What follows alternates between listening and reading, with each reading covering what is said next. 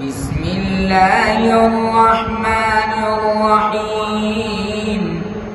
القارعة ما القارعة وما أدراك ما القارعة يوم يكون الناس كالفراش المبثوث وتكون الجبال كالعهن المنفوش فأما من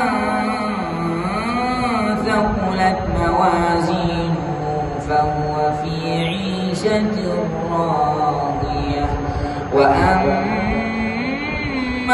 من خفت موازينه فأمه